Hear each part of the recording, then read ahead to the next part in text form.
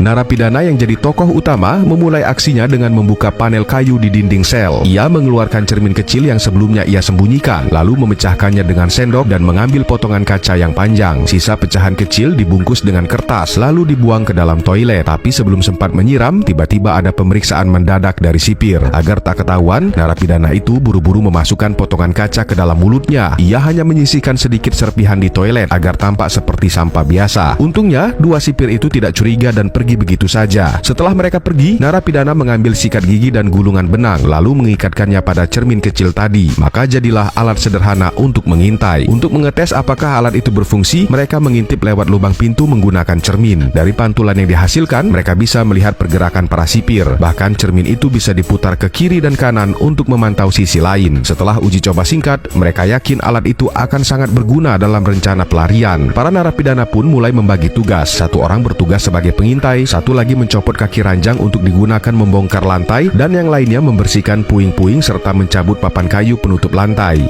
Setelahnya, mereka membungkus kaki ranjang dengan kain agar bisa digunakan untuk memahat tanpa menimbulkan suara keras. Sebelum memulai aksi ini, mereka sudah bekerja sama dengan napi di sel sebelah untuk merusak toilet. Jadi saat mereka mulai memahat lantai, napi di sel sebelah berpura-pura memperbaiki toilet. Suara perbaikan itu akan menutupi suara pahat. Beberapa kali pahat dilakukan, akhirnya mereka berhasil menembus lantai tanpa menimbulkan kecurigaan. Untuk memastikan saluran di bawah terbuka, mereka menyalakan selembar kertas dan melemparkannya ke lubang. Api yang menyala semakin besar menandakan adanya aliran udara, yang berarti terowongan terbuka. Namun mereka belum tahu kemana terowongan itu menuju, maka mereka memutuskan untuk menunggu sampai malam sebelum turun ke bawah. Tapi sebelumnya mereka membuat dua boneka dari kardus untuk mengecoh penjaga. Begitu tali ditarik, boneka itu bisa meniru gerakan manusia dan bahkan melambaikan tangan ke arah penjaga. Saat inspeksi malam tiba, dua narapidana bersembunyi di titik buta kamera. Dari lubang pintu, penjaga melihat 4 sosok. Dua melambaikan tangan, satu tampak tertutup selimut dan bergerak-gerak, semuanya tampak normal. Penjaga pun menutup kembali lubang pintu dan pergi tanpa curiga. Uji coba ini berhasil. Boneka mereka bisa mengecoh penjaga. Begitu penjaga pergi, para narapidana langsung mengambil sendok di meja, membuka skrupnya, dan mengambil gergaji kecil yang disembunyikan di dalamnya. Dengan alat di tangan, mereka membuka lubang yang sudah digali pagi harinya. Dua orang turun ke bawah. Salah satu narapidana mengikat batu di ujung tali, dan ujung satunya diikat ke pergelangan kaki temannya agar bisa menariknya kembali dan lantai bisa ditutup rapat. Setelah menjelajah, mereka menemukan sebuah ruang bawah tanah. Tapi untuk keluar lewat saluran pembuangan, mereka harus menggergaji teralis yang menghalangi jalan. Untungnya mereka sudah siap. Gergaji kecil pun dikeluarkan dan mereka mulai memotong. Tapi demi keamanan, mereka hanya menggergaji sebanyak 15 kali, lalu berhenti untuk mendengarkan keadaan sekitar. Lalu, apakah rencana pelarian ini akan berhasil?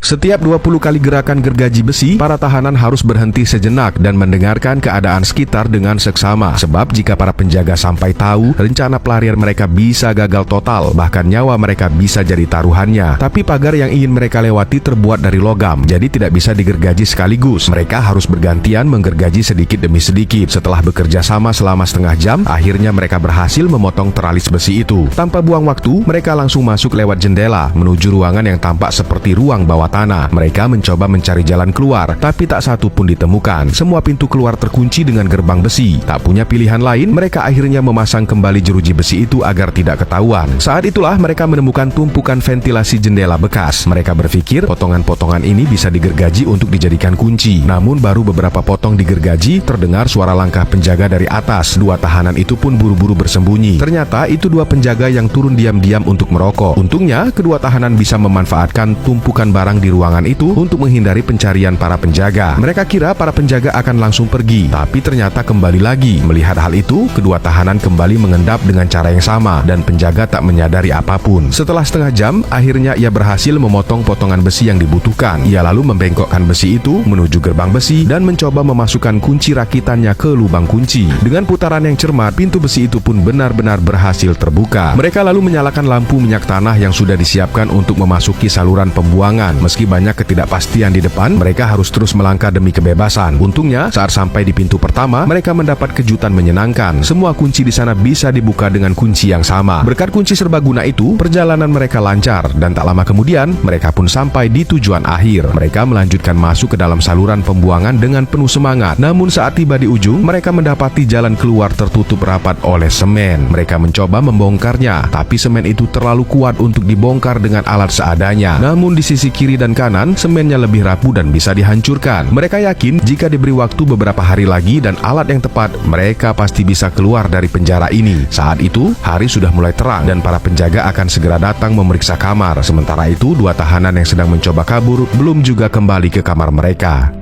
Pria ini memasukkan pasir ke dalam botol kaca untuk membuat jam pasir sederhana. Benda kecil inilah yang kemudian menjadi kunci pelarian mereka. Setelah berhasil memecahkan masalah waktu, pria itu dan teman-temannya kembali bekerja. Mereka meletakkan papan di atas saluran pembuangan agar tanah tidak menyumbatnya. Lalu mereka menempelkan papan di kedua ujung lubang dan meletakkan jam pasir untuk mulai menghitung waktu. Setelah itu, mereka menggambar lingkaran di dinding dan mulai memukulnya dengan semangat. Setiap ayunan palu penuh dengan keinginan untuk bebas. Meskipun tubuh mereka sudah dipenuhi keringat, mereka tidak berhenti sedetik pun. Berkat usaha keras mereka, beton di dinding cepat terkikis dan tampaklah batu di baliknya. Saat pemeriksaan sel dimulai, mereka harus segera kembali sebelum penjaga datang. Namun saat mereka menarik tali dari kaki teman satu selnya, secara tak sengaja mereka bertatapan dengan penjaga yang sedang memeriksa sel melalui lubang inti. Melihat narapidana menggeliat di atas ranjang, sang penjaga pun pergi tanpa curiga. Yang tidak diketahui oleh penjaga, semua itu hanya kamuflase. Para narapidana itu sudah menyiapkan boneka tiruan untuk menyambut para penjaga. Boneka itu mereka rancang dengan sangat detail. Dengan menarik tali secara perlahan, boneka itu bisa meniru gerakan seperti orang sungguhan, menciptakan ilusi bahwa narapidana masih tidur di ranjang. Cara ini berhasil mengecoh penjaga. Begitu suara langkah kaki penjaga menjauh, dua narapidana lainnya memanfaatkan waktu berharga itu dan segera turun ke dalam lubang untuk melanjutkan pelarian. Hanya dalam semalam, mereka berhasil membuat lubang besar di dinding lembab itu. Agar tidak kelelahan, mereka bekerja bergantian setiap 2 jam. Tapi di tengah kerja keras mereka, lubang itu tiba-tiba runtuh dan menimbun salah satu rekan mereka di dalamnya. Panik pun melanda. Dengan cemas, pria itu menggali sekuat tenaga. Setelah berjuang keras, akhirnya ia berhasil menyelamatkan temannya. Mereka memang selamat, tapi kejadian ini menjadi peringatan. Mereka harus lebih hati-hati di percobaan berikutnya. Namun saat mereka baru saja naik ke atas, tiba-tiba terdengar suara di pintu. Dengan cepat, salah satu dari mereka menutup lubang dengan handuk. Saat penjaga datang memeriksa tanpa curiga, pria itu meletakkan tangannya di atas kardus, mencoba bersikap tenang. Tapi tak disangka sang penjaga malah melihat tumpukan kardus di bawah kakinya dan mulai mengobrak-abrik seluruh tumpukan di dekat dinding. Suasana pun langsung mencekam. Tak ada yang berani bicara. Ketegangan menyelimuti udara.